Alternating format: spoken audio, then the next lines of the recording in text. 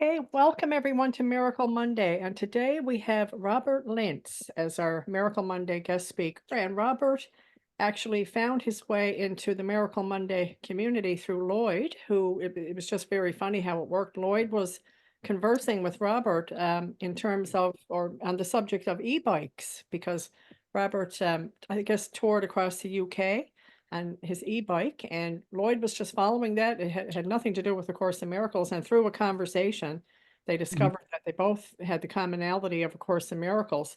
So here's Robert's bio, and then Robert, you can get started.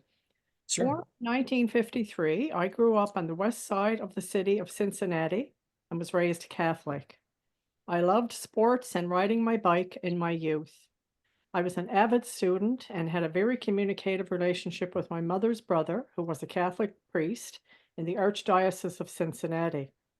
To say the least, I grew up as a curious young person, interested in what it was that made what seemed to be a very complicated world function relatively well without descending into complete chaos. Questioning nature was nurtured by a high school education taught by a Catholic group of clerics known as the Christian Brothers. We were taught not so much to acquire information as much as we were taught how to think critically about what it was that we were experiencing. That was followed by similar types of schooling in college and then on to graduate work in psychology and education.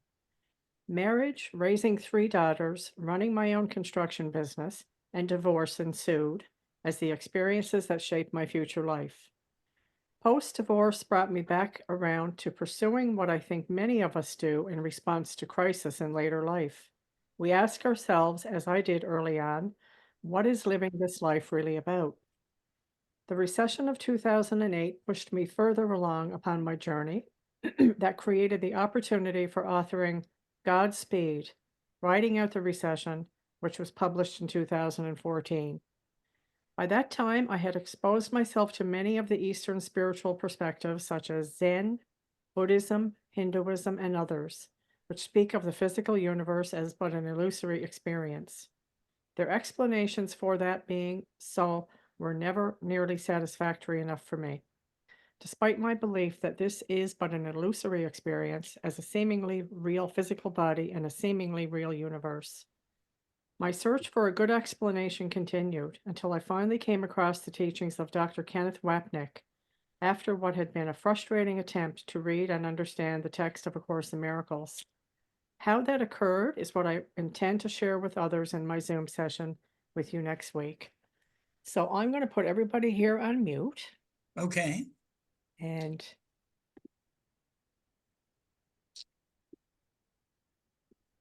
okay, so Robert, I'm going to ask you to go ahead and unmute yourself. I just got to find you here now. Okay, ask to unmute. You can go ahead and unmute yourself and get started whenever you like. Okay. I was I was not surprised that we connected, Lloyd, through a connection other than the Course in Miracles. I think, I was curious about how you were talking about wanting to get e-bikes for you and Stephanie. And when I wasn't surprised, um, when you sent me a little note saying, you had gotten your e-bikes and now you were getting started riding around together, because it's such a great way to get around, stay fit. Even though you're on an e-bike, you still have to pedal quite a bit. So, you know, uh, but I was a little bit surprised when, I don't even know how I commented on the course, um, when we were talking about e-bikes or whatever. Um, but I was kind of surprised because I thought that I had connected with you through Disappearance, as related to Kenneth Wapnick. And so it was interesting, to kind of fill in the dots there and see that we were actually connected by both e-bikes and um, the Course in Miracles. Um, and I think I've already shared this with you before the session got started, but what I wanted to kind of give people an idea of is how I became connected with Kenneth Wapnick, um, given that I had I had purchased the text of A Course in Miracles probably 16, 17 years ago. I tried to read it.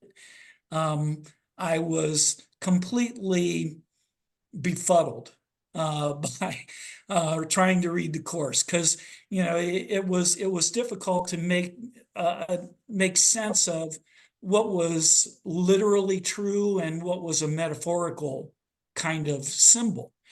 And I just could not make the connections. I took the text and I threw it on the bookshelf for about 5 or 6 years. And then I became exposed to Disappearance by Gary. And then the course started to make some sense. And, I read through that. I enjoyed Gary's humor related to his interactions with Arten and Persa. And then, I still didn't pick up the text after I completely read through DU. And I was on a spiritual dating site. I met a woman who was a shiatsu massage therapist. And in the course of our connections, we talked a bit about the disappearance. And, in any spiritual dating site, you're going to meet a lot of new agers. And I would probably describe myself as being interested in a new age perspective. And Julie certainly was as well. Because as a shiatsu massage therapist, she thought, she could get people connected with themselves and improve their lives. So in the course of my relationship with Julie, I went to a conference in Columbus, Ohio, of a lot of new age type, I don't know, groups or whatever. And as she was doing her thing there at the conference, I was walking around and looking at the different booths of people who were there doing all kinds of aspects of new age connections. And I came across a bookstore where I walked into the bookstore and I saw this book there called Forgiveness in Jesus by Ken Wapnick. And so I picked up the book and I'm starting to page through the book. And I was like, wow, this reminds me of Disappearance of the Universe. And it's kind of talking about some things related to special love and special hate. And I was saying, this looks really interesting, but I've never heard of Dr. Wapnick. And so I put the book back down and I started walking away, and something in my head said, "Why are you walking away?" And I said, "Well, I don't know. I think maybe I shouldn't walk away. The book's only $2. I mean, I might as well buy the book, take it home with me, and actually read it all the way through." And that was the beginning of my journey with Dr. Wapnick. I continued to read and make connections between the Disappearance, because I think in the Disappearance, Gary and Arten and Persall talked quite a bit about special love and special hate, which was the immediate connection that I noticed in Dr. Wapnick's book called Forgiveness in Jesus. And so now I was making a connection. And I started reading quite a few of Dr. Wapnick's other small books. One in particular was called Parents and Children, the Most Difficult Classroom. And that was helpful to me. I was a divorced parent raising 3 daughters and trying to understand my relationship with my ex, with my children, and trying to make sense out of everything. And then a little later, I became acquainted, or I picked up Kenneth's 2-volume book called The Message of A Course in Miracles. Volume 1, I think, is called All Are Called. Volume 2 is called Few Choose to Listen. And that was a very academic approach to the course. And it fit for me because, I spent my life as an avid student, academic, working in psychology, special education, and doing some work on a PhD in experimental psychology. So that particular form of hearing the message was a good one for me. And it helped me understand that my forays into new age thinking and trying to make a world a better place just really wasn't hitting on all cylinders. Once I started reading Ken's explanations for A Course in Miracles, and especially understanding finally why, well, the Course's explanation for why the physical universe and bodies and whatever are merely illusory, and not actual physical realities. The Buddhist and Hindu approach, from what I could gather, talked about the illusory world of the physical universe being a way in which God or Maya could understand himself and all of that. And that just didn't cut it for me. I was like, wait a minute, this just isn't making any sense. I bought into the idea of the physical universe being an illusory experience, especially since it's backed up so completely by quantum physics, which is saying the physical universe is merely the projection of a thought. And I was making those connections, and I'm like, okay, this makes sense. And finally, with the Course basically saying that the world was created by a separated mind that wanted to hide away from its own guilt after having killed off God. Now that made sense as to what the illusion was all about. Yeah. So I could live this illusion, keep my innocence, and hold on to my sense of individuated self, and everybody else was guilty. And you were off the hook. And that finally made sense, along with Dr. Wapnick's very academic approach to explaining the same process and processes, and talking about how people very often don't like the Course because they really want to hold on to their sense of self, their sense of individuation, and they don't want to let it go. And that's the all about the original mad idea of separation. And it finally started making sense. Julie and I started practicing the Course and understanding it better together. But she was actually more committed to this idea of being a shiatsu massage therapist who was going to help people have better lives, kind of that new age idea that you can make this chaotic place a better place to live, a happier dream, which is really contradictory to what the Course is really trying to help us to understand. So needless to say, that relationship kind of fell apart. And then I found myself on my own, started traveling the world on my bicycle.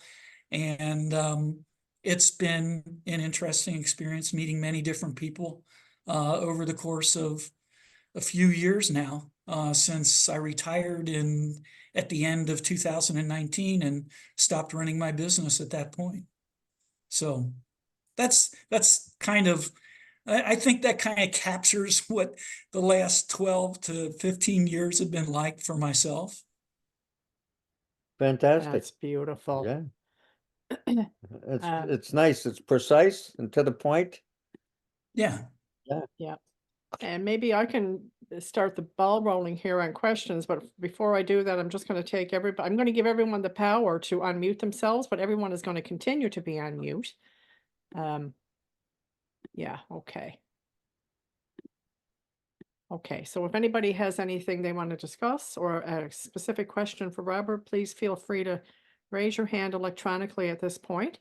But Robert, I was wondering if you could perhaps share your understanding, if you will, or based on your own context of the book by Kenneth Wapnick about, that family and children are our most difficult classrooms. Like, what do you feel are some of the nuggets that you may have received from that, from reading that? Oh, wait now, Robert, 1 second. Yeah, you gotta unmute yourself first. Um, the that really hit home for me because I was raising three younger daughters who, excuse me, were spending half time with their mom and half time with me.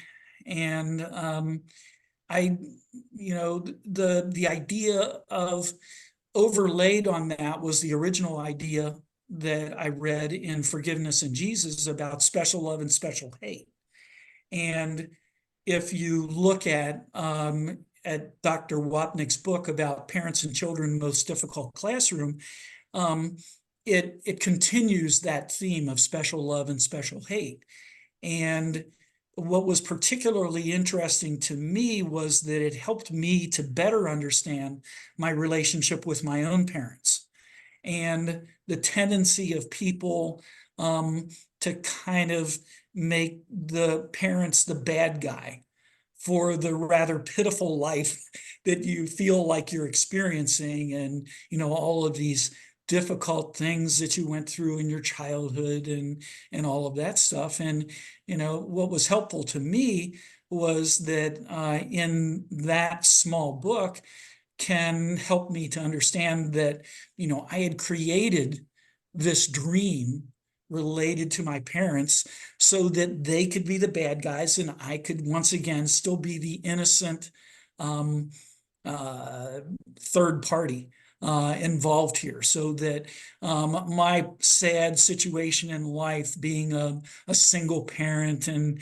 having three children and divorced and having a difficult time running my business, I could blame on everything outside of me. And it can help to make it clear that no, that's your classroom. That's for your classroom for seeing what it is that you've projected as your own your own dream, so that you could remain innocent and hold on to your sense of individuation. And then I began to understand the relationship with my children from a different perspective, and see that I essentially, they could be the home for my own guilt and my difficult times with them. And then I began to see that they were my opportunities to engage in the awareness that I had made all this up. And they were just as innocent as they were as the created thoughts in the mind of God, as we all are. The one thought of the Son. And seeing that difference, being able to change my mind about my relationship with them was very helpful. And it was a good guiding principle for me to read what Ken had to say about that particular classroom of forgiveness that we're given the opportunity of, if we can look at our own parents, look at our children, look at our neighbors, our friends, our casual acquaintances from the same perspective, because all of those illusions are exactly the same. Right. And They're there to show us what's in our mind. you took the words right out of my mouth. I was just going to say the purpose of the world now for me, like you say, was, with my journey, it's just there to show me what's in my mind, that's what's coming up for healing. Absolutely. Yeah. Because as Ken makes it so obvious to say, is that there's only one thing that needs to be healed. And that is our belief in separation, that it was real, that it happened, and that there's these grave consequences as a result of it. That's the only thing we need to heal. Everything else is merely a symbol of that original moment of terror in which we believe that we killed off God, we've accomplished separating, And now we are God and our own creators. Right. And, the Buddhist perspectives, all of those perspectives, they don't really speak about the experience of the physical universe in those terms at all. And then finally, I was beginning to understand that, that my mind is filled with a lot of sin, guilt, and fear and self-hatred. Right. But we don't like looking at that. As Freud has so eloquently helped us understand, is that we repress all of that. We bury it deep within our unconscious Right. and then project it onto everyone else. Right. And so being a psychology major and doing some graduate work in that area, it was a form of connection for me that fit very well with Yes. the course. Yeah, because And the course is certainly not that was true for Helen and Ken and Bill Thetford, all being clinical psychologists. right. Right. Yeah. Yeah, and of course, what we learn as, through A Course in Miracles is that when we're projecting out, we're not really projecting out, No, actually projecting to ourselves. yes, yes. And the interesting thing about being involved with the Facebook group, Disappearance, as it relates to Ken's teachings, is that I've very often said in my posts is that I'm grateful that I have the group to be able to have this conversation with myself. Beautiful. Yeah, Yeah. exactly. Because that's essentially what we're doing. Right now, we're having a conversation with ourselves. That's You're it. not here, I'm not here. None of this is real.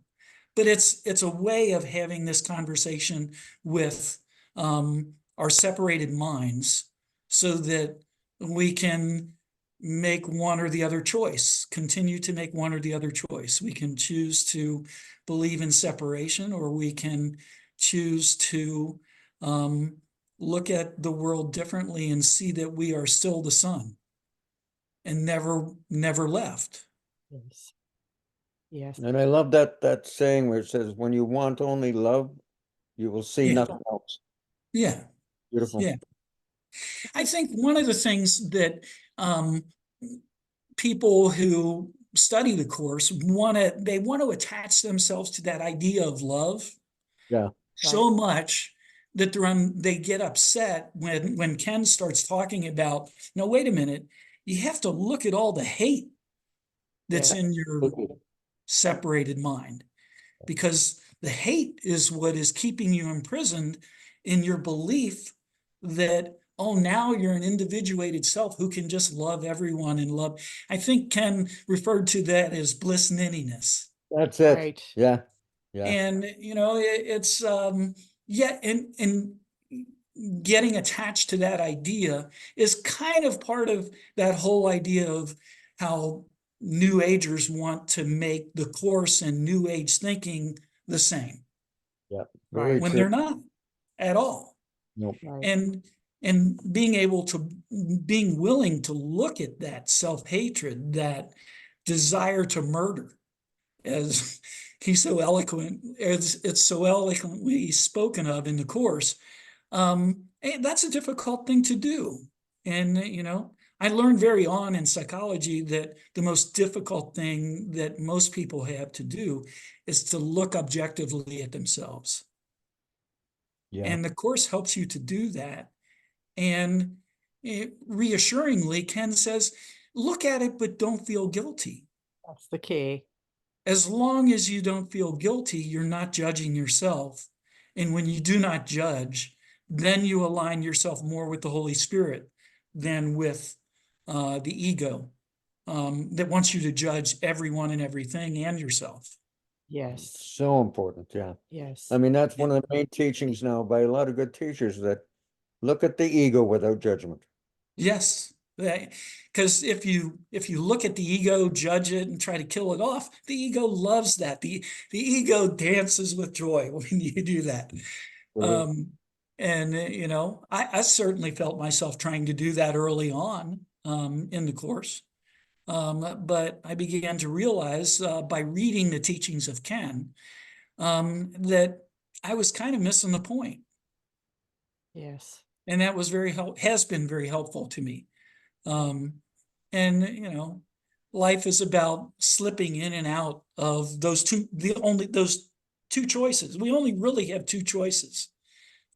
We have the choice to believe that we separated, or we have the choice to look to the Holy Spirit to reminds us that we are still as we always were. Absolutely. Now Tess has a question. Tess has Okay. her hand up. Yep, go ahead, Yes. Tess. Yeah. Yes, yeah, I will lower my hand. So, okay. Well, thank you, Robert. You're welcome. Yeah, I have a question regarding your relationship Hmm. with Julie. Hmm. It's not about to talk about Julie, but I'm interested in, was it really that she was not into the metaphysics of the course that you are not longer a couple? Not so much. I realized that was a classroom for forgiveness for me. However, in a moment of Julie had some personality disorder difficulties as well. And there was a desire on her part for me to support her journey as a shiatsu massage therapist when our studies together were to recognize that that was engaging in a kind of what the Course describes as false empathy, or empathy to destroy, or forgiveness to destroy. Mm-hmm. And, I had to be clear that, wait a minute, you can do this, but as long as you're not seeing your relationship with your clients as that they are someone that you can help to save, and maintain the idea that they also are your classrooms for forgiveness, and to engage in these perfect opportunities to see yourself and your clients as one, then that's the way that we can look at that. And we disagreed about that. Julie slipped back into some not taking her meds for bipolar disorder, and with mania, there was just so much. That's an addiction even greater than, because when you're manic, you think that you're going to solve all the problems of the world. And then she got back together with an old flame. And so I was like, no, I don't think I can do this relationship with you if you want to do all of these things at the same time. And Yeah, so, I'm asking this because my husband and I, we were course students, and that went well. But for instance, my son, he is not a course student, but I don't see him often, so that doesn't bother me. When I see him, I'm so glad that I see him, that it doesn't bother what he says. It doesn't bother me because I like to see him. But I can relate for myself that when that for my partner choice, because it is so fundamental. That whole idea of that this world is created as a hiding place for God and as an attack for God. I mean, this is so fundamental. yeah, For all other teachings, and it takes so much willingness to really go along with that. oh yeah, very much so. Yeah. So I And was asking that from that point of view. sure, yeah, and understandably so. I think, as I look at Ken and Gloria, I mean, obviously they had a very solid foundation in believing the same thing about the Course.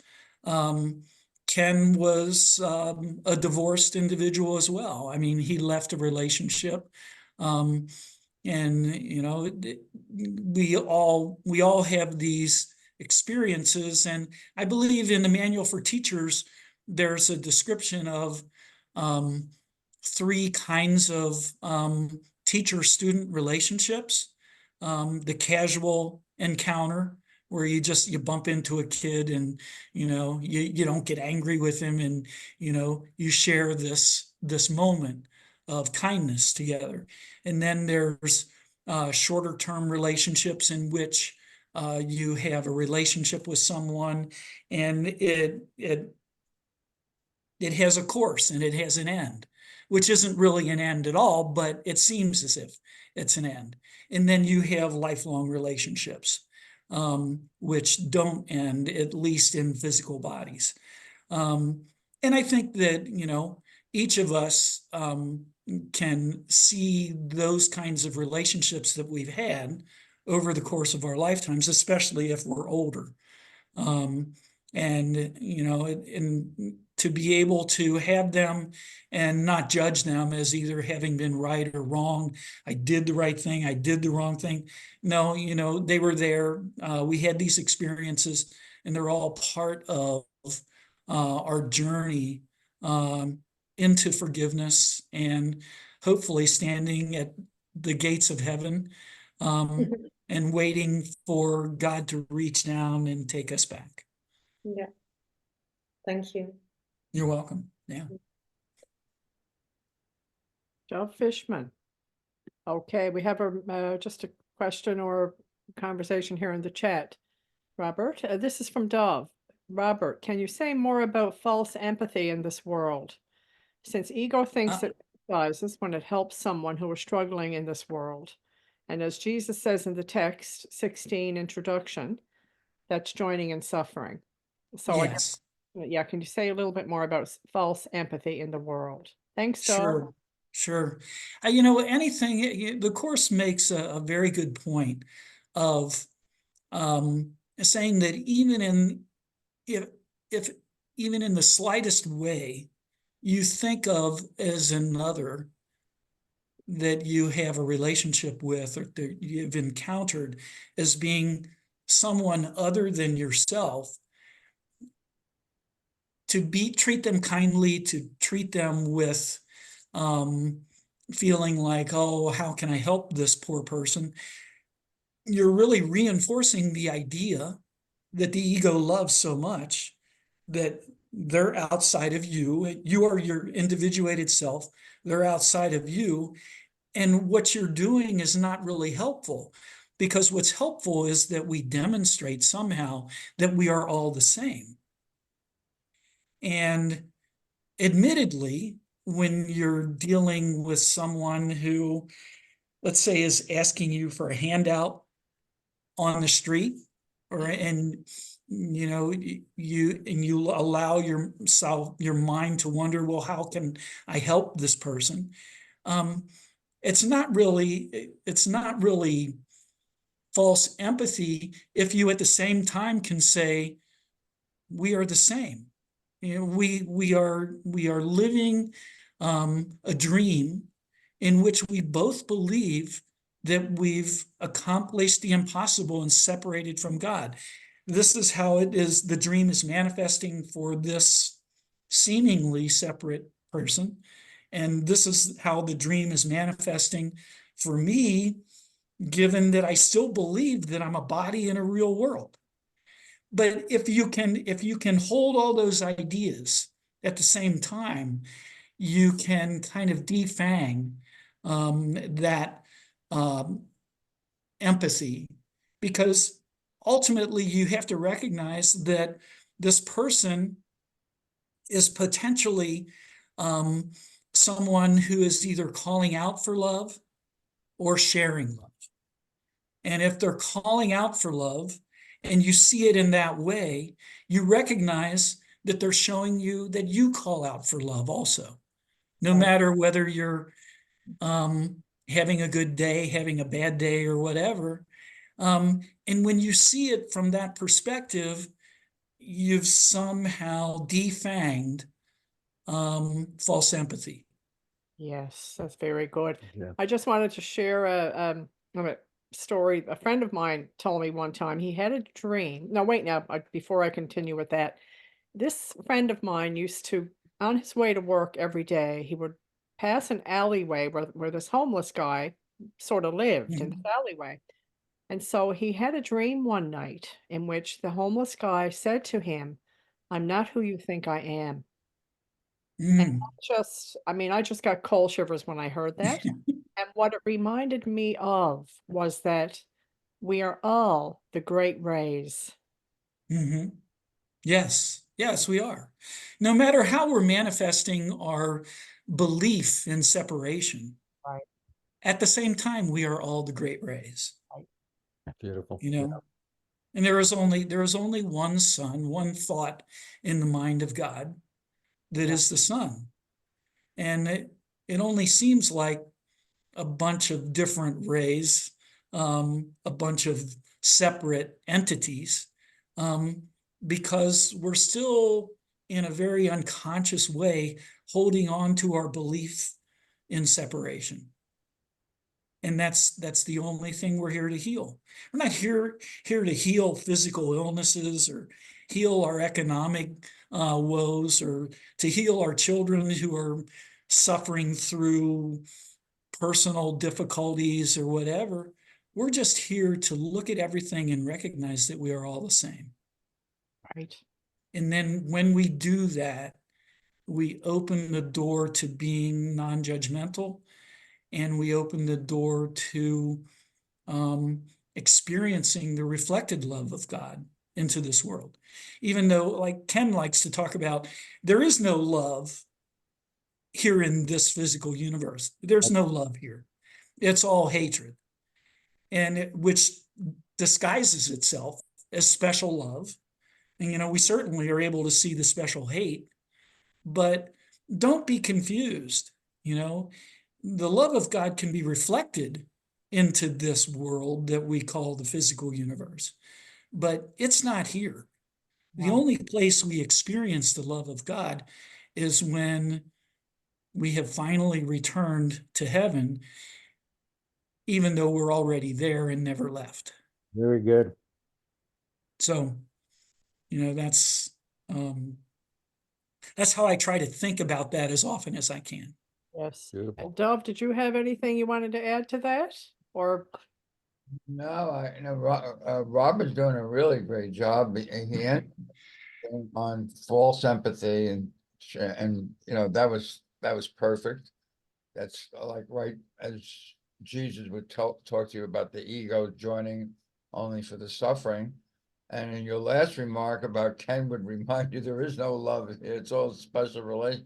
I could see that you certainly learned a lot from Ken Wapnick, really.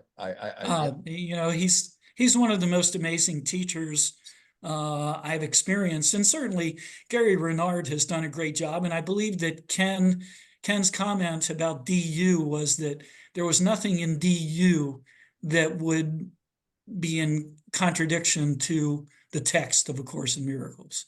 Right. So, that was very reassuring to me, and I see the perfect similarities, and but I would have to say that Ken is my go-to mentor as far as really trying to understand it. I very often listen to his YouTube videos to this day.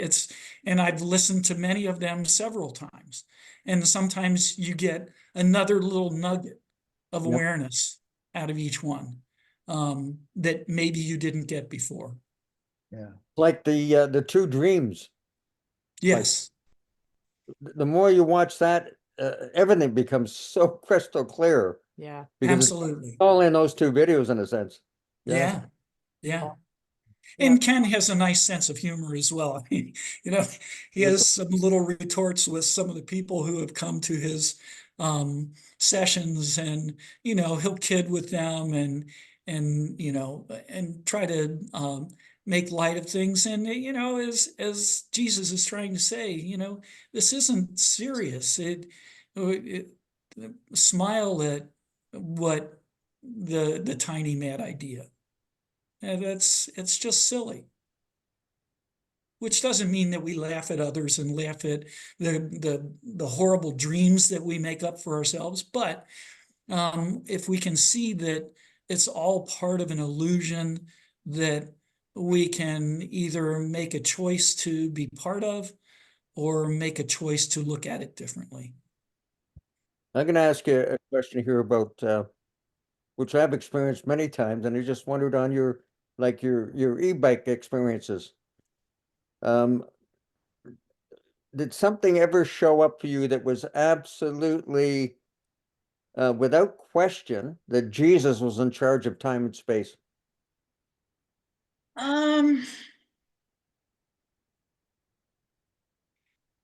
I guess I don't know if I would use that phrase. I would probably use the phrase that somehow the love of God, which Jesus is a symbol of, has been reflected into the experience that I'm having. Because in charge of, for me personally, means that Jesus is interacting with me in the illusion. And I guess I try not to think of it in that way, I don't. in Yeah. the sense that Ken makes a big point of, why would Jesus ever be involved in anything that you're doing as part of your illusion? Yeah. I mean, that's just silly, because there is no body, there is no world, nothing is happening. And so why would he attempt to change things for me in this physical world? But as the reflected love of God, that presence has showed up for me numerous times Very Yeah, on good. that's my what I e-bike really mean. trips. Yeah. Yes. And there will be the perfect person who will show up at the perfect moment. There was one case where the e-bike that I was riding, I realized that the aluminum frame had broken at the base where it attached to, just above the mid-drive motor on the bike. And I was like, oh my gosh, what am I going to do?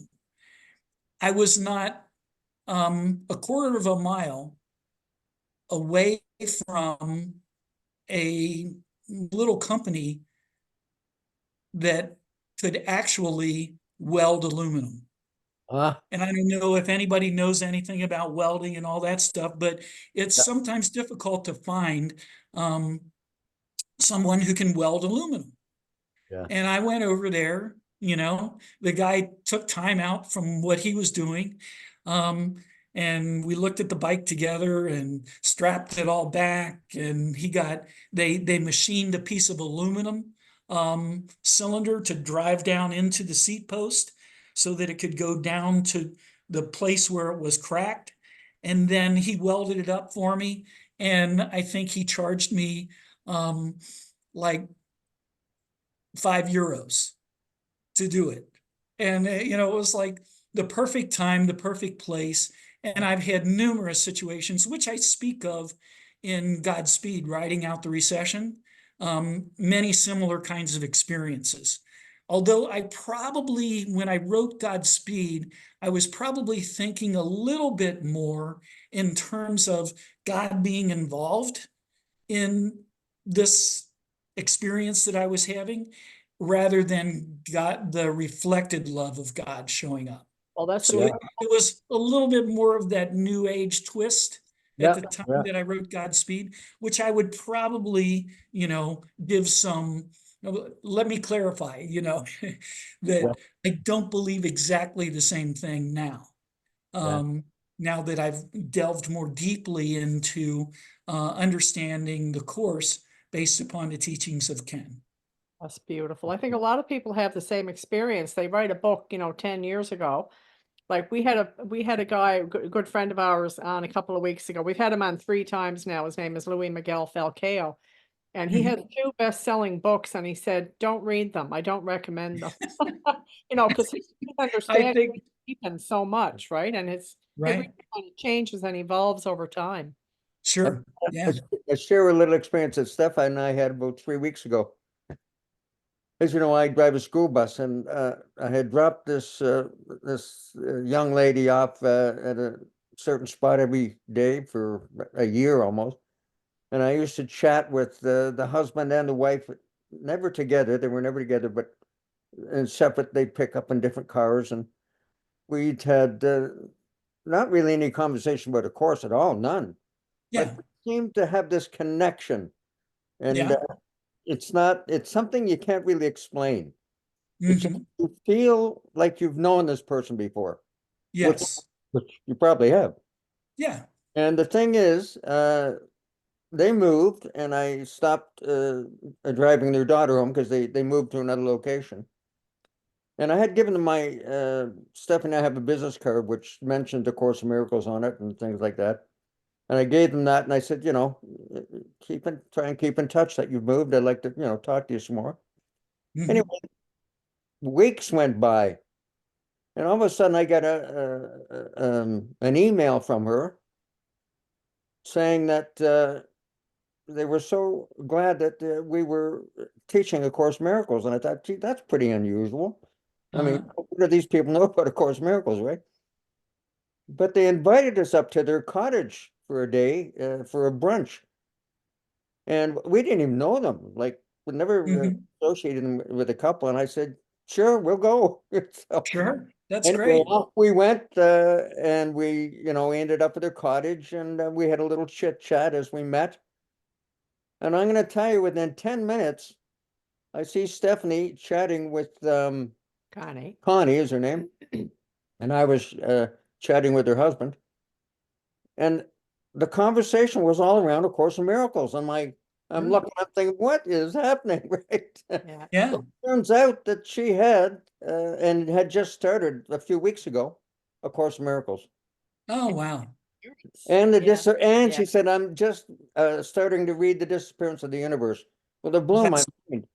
yeah, that's so cool. I think that, I've had encounters with people in Europe, in the UK, who, um, ultimately the discussions kind of, I would say evolve rather than devolve, into some sort of conversation about what this experience is really about.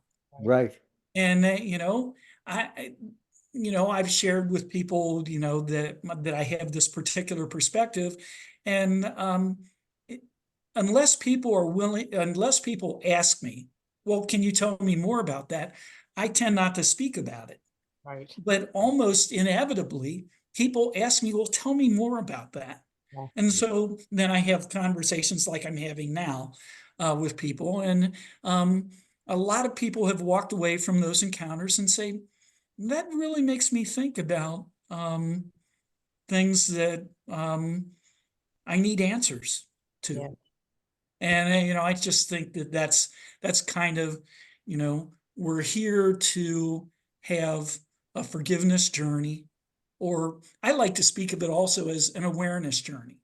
The awareness that there are only two choices. We can see our brother as the same, or we can see him as separate. Right. And, when we see everyone as the same, we're evolving on our own conversation with ourselves. Yeah. And that's, what the Course speaks of as our forgiveness journey. Another, The happy dream of forgiveness. right.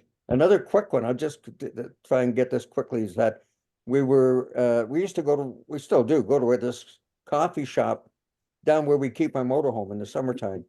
Uh-huh. Yeah, we usually ride our motorcycles over there and have, coffee, and they make the best Danishes in the county. And one day we went over there, and they have some little tables outside, and we brought our coffee out, and we're sitting there. We noticed a woman, and she was sort of teary-eyed. And Stephanie spoke to her. Mhm. They started to have this conversation, and we sat down with this woman, and she started to tell us about how her marriage had just broken up and all this, Yeah. and that she had just started doing A Course in Miracles. Mhm. And out of the blue. Yeah. So here we are, and we got into about an hour conversation with this lady, and it was so Yeah. beautiful. And 3 other times we went to this coffee shop out of the blue, Mhm. same woman was there Oh, that's so cool. at the same Same time. time. You know, Yeah. chances. Yeah. Those Yeah. What are the chances? I Yeah, always say the same thing. What are the chances? exactly. No chance encounter. But there's no chance encounters, right? We know that.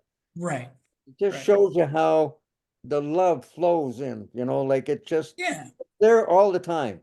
Yeah. It finds itself, it reflects itself into this experience that we're having if we're willing to see the world from that perspective.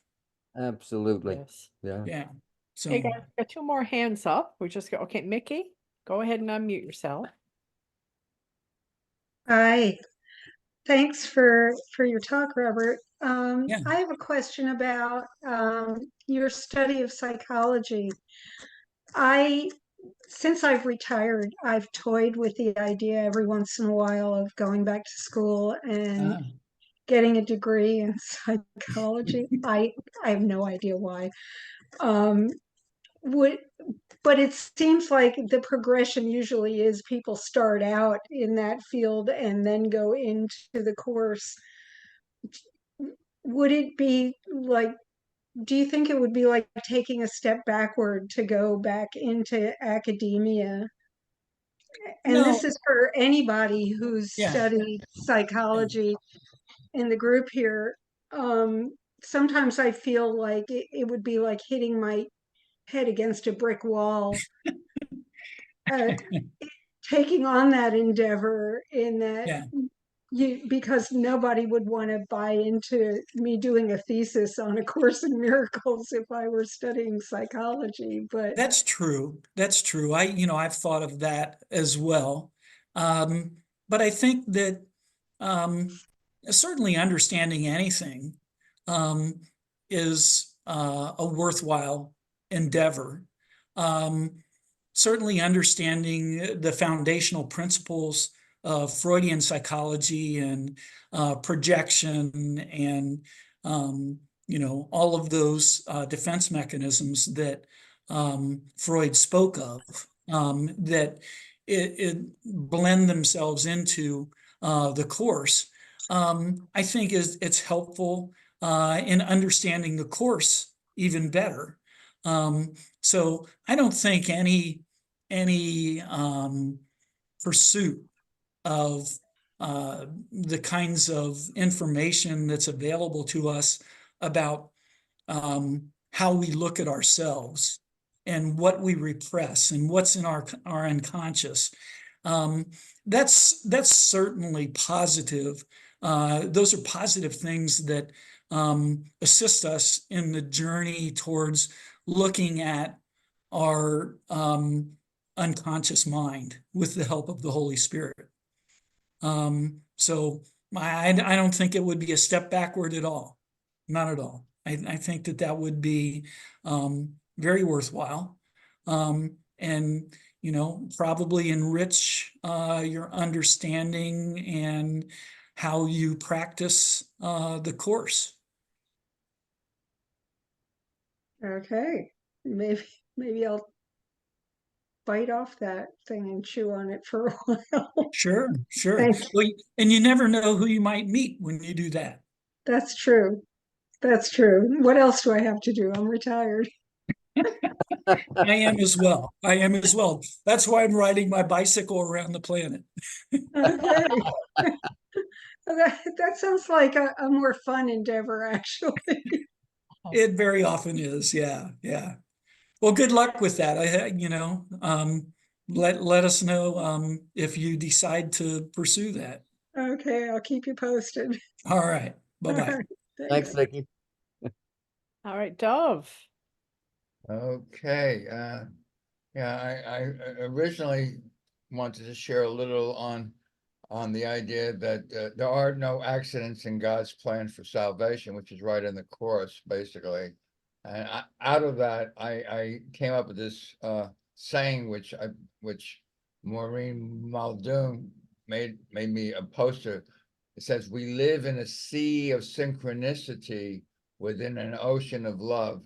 I remember when I first heard about the word synchronicity, which basically quantum physics says is true for sure. I used to have these moments, maybe they happen once a month or once every 2 months, and then they started happening more and more often until I actually realized that we live in the sea of synchronicities where the person that you meet and you're speaking to is the perfect person always. There's no accidents in God's plan. Um, um, I think it also says the same thing in trust and in the teacher's manual in paragraph 2 of section 4 of the teacher's manual. It says, God's teachers have trust in the world because they have recognized it's not governed by the laws that the world made up, the laws of the ego, laws of chaos. It's governed by a power that is in us, but not of us. So, and I know that I know it's in the course, Lloyd, where he says time and space is under my control. In a way, that's kind of poetic, as Ken Wapnick used to say. You know, Jesus does use a lot of metaphors and poetry in this thing to say that, you know, as you develop trust, we all have time and space under our control because everything is happening perfectly. That's what trust is for. I need do nothing. But I just want to also speak to Mickey on her maybe getting a degree. First of all, the first thing that came to me is a degree is helpful in getting letters after your name so that you can actually become an official therapist, at least in this quote world where you have a license to speak to people about their life under laws that the world has set up. But the course has a pamphlet called the spiritual psychotherapy purpose, practice, and process.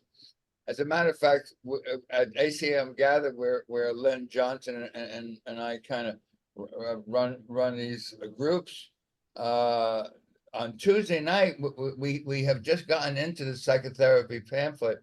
Starts at 7 o'clock, and if you're interested, I'll just put the website up, and you can see on the schedule Tuesday night at 7 o'clock Eastern time. We had just finished the teacher's manual about 2 weeks ago, and we just got into the psychotherapy pamphlet. So, Mickey, you might be interested in that as a way, because it's really for the therapist. Because as he says, one of the most famous lines, healing starts the moment that the therapist stops judging the client or the patient. So, you know, that's probably Jesus' way of looking at psychotherapy. So whether you do that or you get your letters or your degree, you know, either way, it's probably something that you might look at doing. You know, I've read it a couple of times. I wouldn't mind reading it with a group, though. I think it has a lot of benefit to it. thank But you. if you tried to bring up any of those principles in an academic setting, I think they'd probably, you know, take you to the pillory. I, I have a saying on my card, because I do counseling, and the saying says, be grateful for your triggers. Right. Because they reveal your mistaken beliefs. Mhm. And even though I counsel mainly Course in Miracle people, it's true for anyone.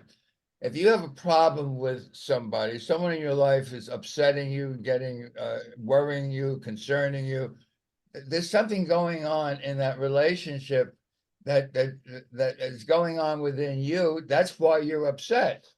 Right. And when someone pushes your buttons, which is really what goes on, and this, people are always pushing your buttons, it's really a way to take a look within myself.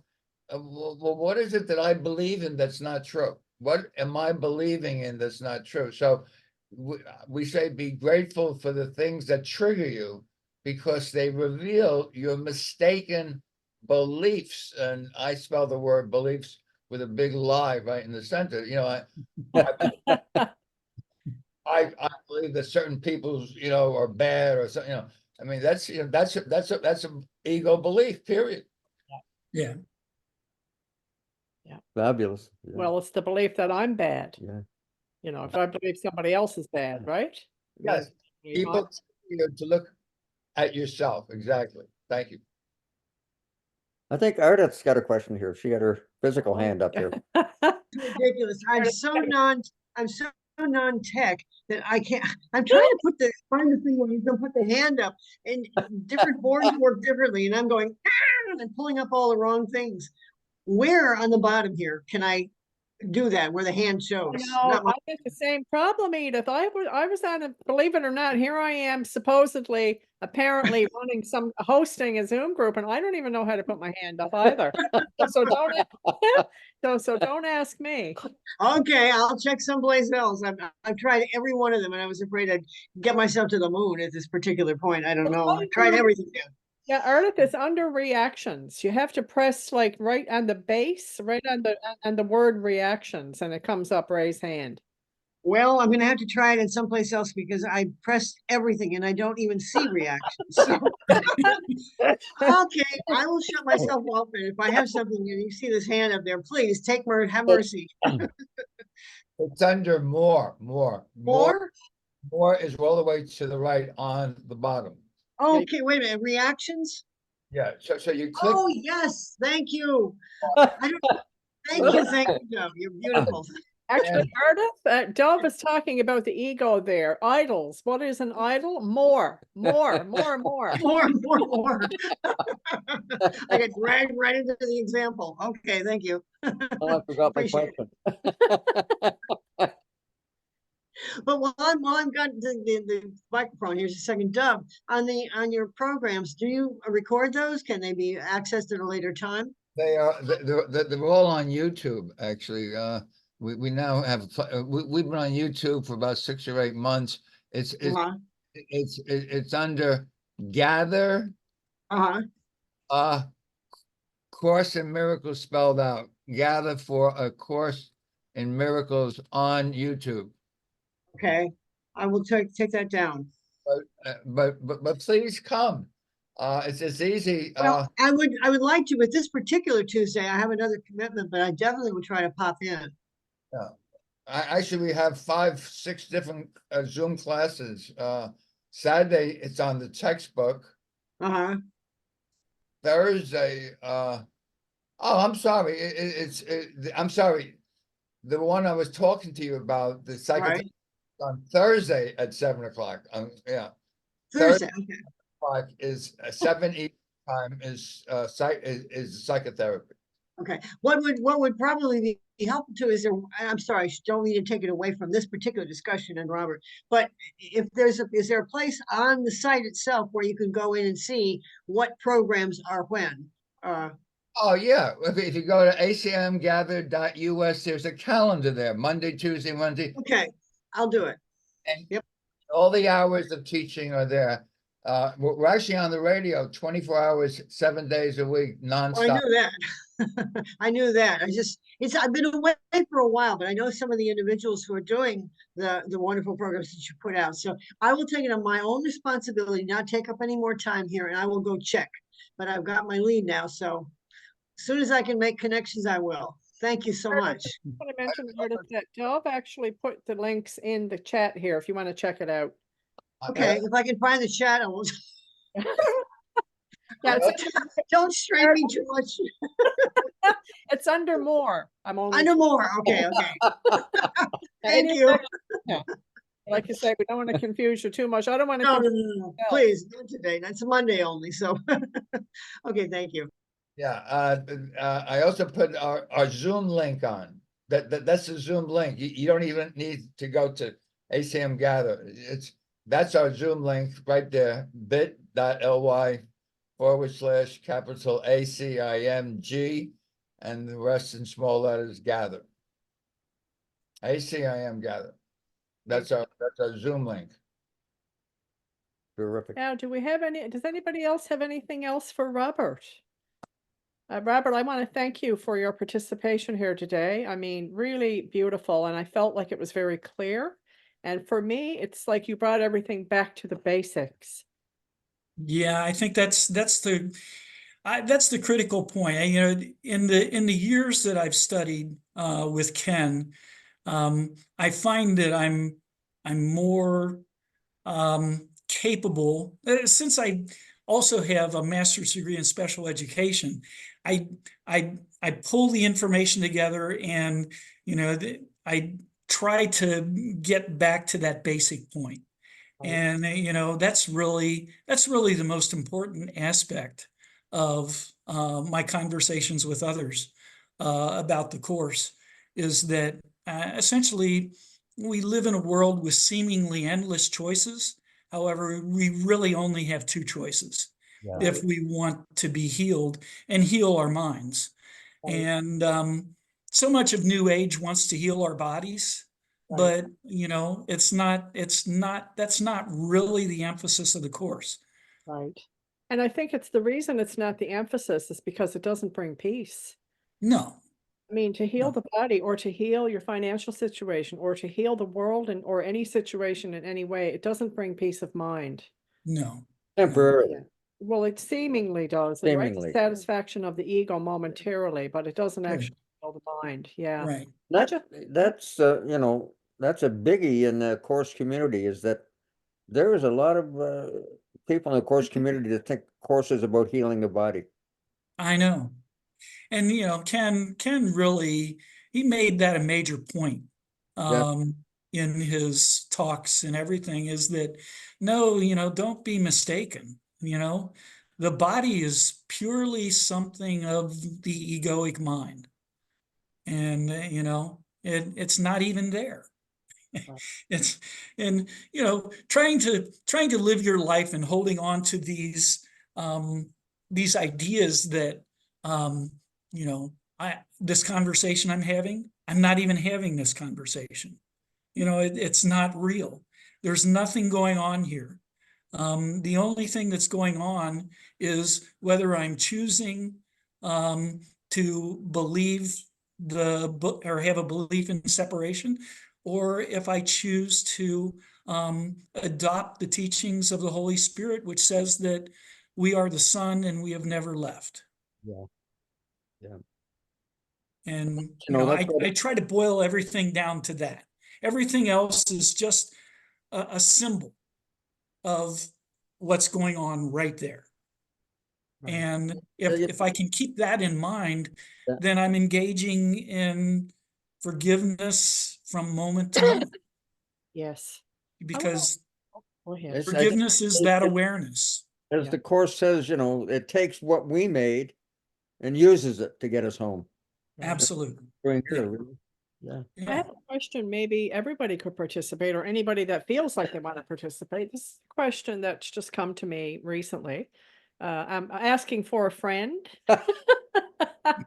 No. All right. I'm just going to try to state it as best I can. So, where the course says forgiveness looks and waits and judges not.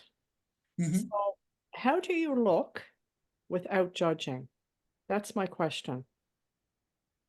I think for me, looking without judgment simply means recognizing that I just have those two choices. And when you look at something and you say, like Ken used to say, you look at something and you say, oh my gosh, isn't that silly? Look what I've just made up. And when you do that, you're doing it without judgment. Because yes, we judge in the sense that you say, oh, isn't that silly? But it's really not judgment in the same kind of way that we speak of judging something as good or bad. Yeah. When you look at it and you say, oh, look what I've just made up. And isn't that silly? You take That's the very non-judgmental. right. That's And the other great. way of asking the question is, how do you look at something, for example, without feeling fear? Or can Well, whenever there's judgment, there's fear involved. right. And fear is very often like I've spoken to people just casually and not even about the course, but essentially our lives are driven by fear Yeah. as bodies in the world. Right. Yes. The first thing that we do when we come out of a mother's womb is cry.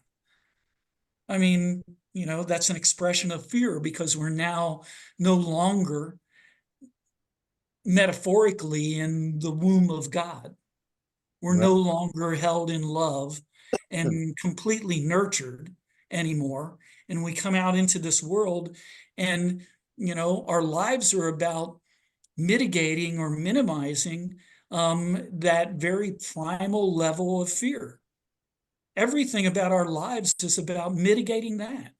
And lots of people say, oh, I'm not afraid of anything, but they're unwilling to look at that very deep primal fear that exists for all of us, which is simply a reflection of or an example of that moment of terror when we thought that we pulled off the impossible and separated from God.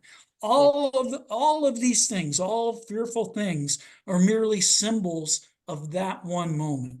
Absolutely. Yeah. That's the metaphysics of it. And I remember Ken Wapnick saying that nobody is in touch with that.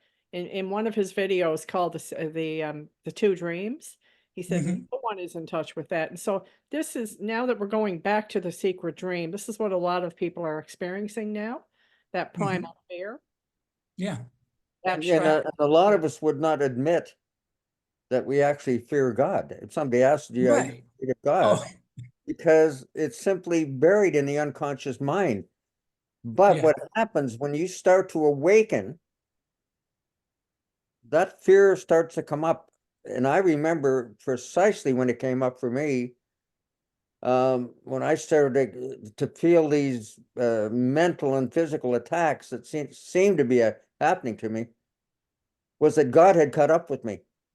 Right. Mhm. I really felt that, and I thought, oh, I'm in trouble. God just caught up with me. Yeah. Right. Because it was that unconscious fear of God that I didn't even know was buried there. Oh, yeah. The Yeah. Holy Spirit took me through it, but for a while it was pretty horrendous. So it's part of the journey is to wake up to the fact that all fear goes back to the fear of God, no Yes. matter what it is. Absolutely. Yeah. And it Yeah. stays dormant, like it lays dormant Lays dormant. until something, as Dove says, until something triggers it. Yeah. Like Right. there's a trigger, and all of a sudden it's like you think you're off the rails, and you feel that you have failed, but actually, it's because you're doing something right, not because you're doing Yeah. something wrong. So it's to look at it without guilt. And then, Right. Stephanie, when we were having breakfast this morning, we actually had a little conversation around this about the two different kinds of fear. There's the fear that, oh, am I going to have enough money tomorrow? Am I going to have enough food to eat? Can I pay my rent, make my car payment, et cetera, et cetera. But then there's those mornings when you wake up with what we call it abstract fear. In Yeah. other words, there's no reason for it. Yeah. Well, in psychology, we call that free floating anxiety. Right. Okay. That's what Keith called it yesterday. Right. Yeah. Yeah. Yeah. And we all have that. It's Yes. just that, we spend our lives developing these defense mechanisms to keep it pushed down into our unconscious psyche. Right. Yeah. And, it's that unwillingness to look at it. And, as Ken often would say, people don't like the Course. They don't want the Course because they don't want to look at that. Right. They don't want to see the hatred. Right. They don't want to see their murderous desire to kill off their creator. Right. Yeah. Yes. But, if you really want to practice the Course, those are the things that one needs to be willing to look at. And the daily experience of the dream that we've made up for ourselves shows us what's in our mind. Yes. All of the chaos in the world, all of the murderous things going on in Gaza, all of that stuff is just a symbol of what's in our own minds. Yeah. We say, oh, that's so terrible. But if we're willing to look at it both ways, if we're willing to see that the world is showing us what's in our unconscious minds that we're unwilling to look at, and at the same time see it and say, yeah, that's a terrible thing. When you can do both at the same time, you're on that journey to forgiveness. Right. Very Yeah. good. I feel like, that question I just asked everyone about how do you look and wait and judge not? For me, it feels like looking at the abstract fear, but suspending the story around it. Mm-hmm. That's what it feels like experientially. So it's like to release the specifics of the story that seems to be triggering the fear and just to sort of look at the fear. That's Yeah. like looking at the secret dream. That's like really being willing to go there. Yeah. Yeah. Yeah. And of course, because you're looking at it with non-resistance, that is the Holy Spirit. The Holy Spirit will Yes. shine it away because the non-resistance is the Holy Spirit. Yeah. Mm-hmm. Yeah. I think that, it's sometimes difficult to understand, okay, how do I practice the Course? And I Yeah. think what you just described is a practice of the Course that is helpful to you. Yes. And it takes you back to that place where you as the Course says, you need to return to the atemporal, aspatial mind, because that's the only place where change can occur. And the only change that needs to occur is to choose the teacher of oneness rather than the teacher of separation. Yes. And, I just try to keep those constructs in my mind as much as possible. I just want to point out something that we often use the word in our minds, the fear of our minds projected out. But in my understanding, there is but one mind, and there is no personal mind. For me, that is a very important distinction. Yes. Mhm.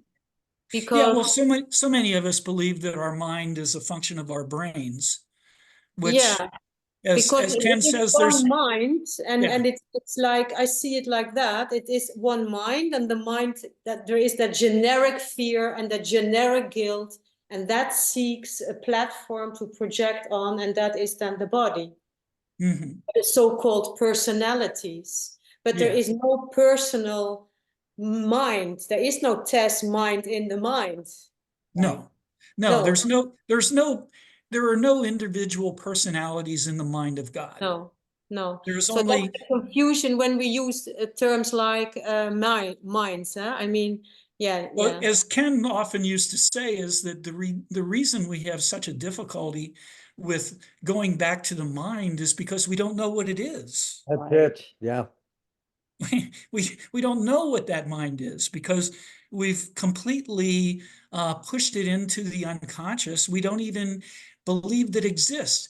The purpose of the ego is to keep us mindless. Right. That's it. Yeah. Yeah. And the confusion about, as bodies in the world, we think of the mind as being somehow a process of our brain, but that's not the mind that the Course is speaking of, which is, I think, what Tess was just addressing. Right. And The Lloyd difference between, Yeah. the difference Well, between the Cameron- one mind and the personal mind. Yeah. Dove. Yeah, I like to say that Robert speaks just like Ken Wapnick. I want you to know. He emphasizes exactly what he says. You don't really want to learn this stuff. You really do want to, believe in, first of all, I'm a body, I'm this personality, and you don't want to accept. Now, the word accept, I think, is something I want to mention to you, Steph. On that question, how can you look at something without judgment? Now, Ken Wapnick's one of his, I have about 30 of his quotes, which I put out as part of my 12 core themes of A Course in Miracles. And the one I think I put it here. I'll put it up again. No, it says the way to get to the right mind, which is the mind that Holy Spirit and Jesus in, is to look at the wrong mind without judgment. So the question is, how do you do that without judgment? I think the word acceptance, it says in the Course, ego analyzes and spirit accepts. So Holy Spirit looks and accepts and sees there's nothing happening. That's Right. what gently smiles and says there's nothing there, which Yeah. lesson one is saying the same thing. Lesson one, nothing I see means anything. Mhm. You give meaning to something, you have made a judgment. So as you strengthen your willingness to accept, the judgment falls away. All right, that's just the way the movie was made and it's on the screen. I can't change the movie. I just accept it the way it is. That allows you to literally move over to your right mind because you're not fighting anything. Right. Yeah. Yeah. Lesson, and lesson 268 is saying the same thing. Let me accept all things exactly as they are. Exactly. Yeah, I don't want to change it. Yes. Yeah, that's so important. Yeah. The allowing, huh? This is about allowing. If you're condemning yourself for fearing something, whatever it is, no matter how insane it appears to be, if you're condemning yourself, you're just keeping it in place. You're exacerbating it. Ego cannot accept the way they are. Always into more and change. I want to make the world better, more, different. Yeah. Yeah. Yep. Yeah, that's quite fucked That's a up. question Yeah. here. Yeah. Ardith, Ardith, go ahead. On this more thing, my hand keeps falling down. I keep pressing more, and I don't think it wants me to speak. So Good job. it doesn't stay up there. It goes up 2 seconds and down. So, but I'll figure it out. I just what was coming to me through all of this, and I appreciate Robert's presentation today, but I just keep getting this in my heart, and I don't know how to let it go unless I let it go right here. And that is, and it's going to be probably out of sync. But the way the Holy Spirit seems to deal with me, it's almost like I hear the little chuckle in the background because I very often I get it, but I don't get it in sequence. While we were speaking earlier, I had to make a break here, and I just went into the acim.org space for the Blue Book and pulled up how many references there are to the word love. And there are almost 1,600 references to the word love. And to the word fear, there's just a little, 1,074 to be precise. So I do see that love does outweigh fear. And when I look at the very beginning of the Course, and it speaks to us about you cannot define love. You can't. And don't quote me, I'm not quoting verbatim here, it's just the idea. And that the purpose of the Course really is to help us to get rid of those blocks. And there are thousands of them, and each one of us, each one, quotes, that need to be flushed out at different moments, according to the Holy Spirit's guidance, of course. But the deal is that what is it? Why are the blocks being removed? Well, it says right afterwards to make us aware or to to the love's presence. And we are that love. And until we get even a little teeny foot in the door, that's why I think the Course says a little willingness. Because if it came in and it said, you have to get everything right away, and you look at your hate and look at the fear and look at all there has to be a balance to me. I see. Maybe it's because I've been down that road now and I'm in another space. And I'm not saying I'm all cured and I don't wake up and have my fear moments, because I certainly do, particularly since I've been experiencing over the last 6 months a lot of so-called quote unquote physical symptoms. But the bottom line is for me, it really boils down to that love. It always has, it always will. There is nothing else that's valued to any a being that seems to appear in our encountering on ourselves, if it isn't love-centered. And as gushy as that might be, I'm sticking with that story, because every time I let myself step into that love space, the Holy Spirit never fails me. I could tell someday, maybe I will write down some stories, not to be, oh, look at me, I got all my stories, but somebody will relate to it. And they'll say, whoa, okay, maybe if that happened, maybe I haven't been dismissing these wonderful love experiences, because not to say, to throw to the side, facing those fears that we have. But without that beautiful bottom space that we all have parts of at different times, then we can get ourselves into a terrible depression. And I think that's one of the reasons why a lot of people run away from the Course, because they haven't given themselves that space to allow whatever love wants to come to them and through them. And then the fear, of course, takes over. And one last thing, and I will absolutely shut up. I've taken the title of ambassadress, it's a word, I don't know, of the clarification of terms. I recommend that little tiny thing to almost everybody, no matter whether they're beginners or later. And just to take each one of those things and read it first, read that introduction. You can really see what the Course is telling you to do. And then each one of those little explanations will give you a step up to take you to the next stage, wherever you are in the Course, either in the workbook or in the manual or wherever you are. I recommend it highly. And I think, yes, thank you, Doug. It is so great. It is so important. And especially, I will say, last word, please read and meditate on joyfully the description of Jesus Christ. It's just, it'll bring you joy. And did me, and I made all the difference in the world. And I appreciate you giving me this chance to blab on.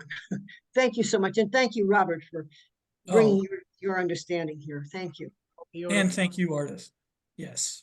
I really appreciate your presentation. You know, it's what we do here, and this all just sort of happened naturally. I always say, Lloyd and I started doing these Zooms. We didn't have a clue what we were doing, and we still don't have a clue what we were doing. We will continue not having a clue And what we we're don't doing. plan anything. No. No. But the way it Yeah. really works beautifully for us, we just like to invite various presenters that just come to us. However that happens, we have no idea. They talk for half an hour and then we collaborate. Like for me, it's all about the collaboration. That's where the joy comes in. Mhm. Everyone just, sort of collaborates and It's says, a collaboration. yeah. That's it. We're as Yeah. one family. right. Yeah. Well, and perhaps I will see both of you sometime as I'm riding my e-bike across Canada. And That would Wow. be Well, amazing. we'll just see each other out on the road. We will. Or we will. Lovely. And Boyd and I have put, I would say we're really at it. We've really hit the big time. I think we've put 10 kilometers on our bike so far. Well, we haven't had the It's weather great. yet. It Oh, just that's started to get nice here. And Yeah, it's, yeah. it You is bought your funny. bikes too early in the winter season, eh? Yeah. We're gonna start though, probably and it today. is a learning curve for the first, couple hours to get used to an e-bike, Oh yeah, yeah. but we love it. We're just Oh, like it's fantastic. blown away. It was so funny. I was Yeah. going along because I had taken mine out just for a little spin around the park. So I was going along and Lloyd was riding his for the first time. So I was just showing him a couple of buttons, although he didn't need my help. He figured it out very quickly. So I was just driving along very slowly. I said, now Lloyd, just keep it like on level 1, because I didn't want him to fly too far ahead. And I looked and here was Lloyd, woo! He went and swooshed right past me. He was gone right on. So I didn't have to be concerned about that. Yeah. They're great. They're nice little vehicles, and it's a great way to get out and have conversations with people when you're Yeah. on a bicycle. And you're Yeah. still getting a certain amount of exercise. That's a nice part. Absolutely. Yeah. Maybe you, Lloyd and Steph and Robert, maybe you make a little, and this is not course related, but it is, of course, when you get out on that bike. Whoa, okay. For us peons who don't know what the heck it is, maybe you make a little, go into the space of this Miracle Support and give us a little tutorial and show us your bikes. I mean, Yeah. I You mean, know, we'd like to figure it out and see what's happening. You could always friend me on Facebook. Okay. You can find me as Robert Linz Okay. Gotcha. on Facebook. And I have my travels posted on Facebook. So Great. That's cool. you can see And all they are that's amazing. kind of where Lloyd found me, I guess. I share my travels with everyone via pictures and videos. And it's just so you can actually get that experience there, Ardith. Yes. Okay, I will friend you. So Okay. we'll All see. right. And then Lloyd and Steph, you give me your travels too. Put those on there occasionally. I love the stuff that you got because it's such a mix and match of very excellent doctrine of the course and then fun. And so Yeah. give And it to us. Okay. Meredith, as we know, it's not all hearts and flowers, right? Oh, That's right. that's true. Now, I just want to invite everyone to take themselves off mute and to thank Robert for his time and beautiful presentation here today. And we're going to stop the video now momentarily. Thank you. Thank you, Robert, so much. And I hope to have you back sometime. You're welcome. I enjoyed the conversation with everyone. It was absolutely wonderful. Yeah. And Deb, Thank while you, we got you here, Oh, yes. I'll have you back again as a speaker whenever you have the Yeah, time. next week. Let us know. Yeah, next week. I will, but not next week. Okay. You're on. Okay, thank you. Good. Robert.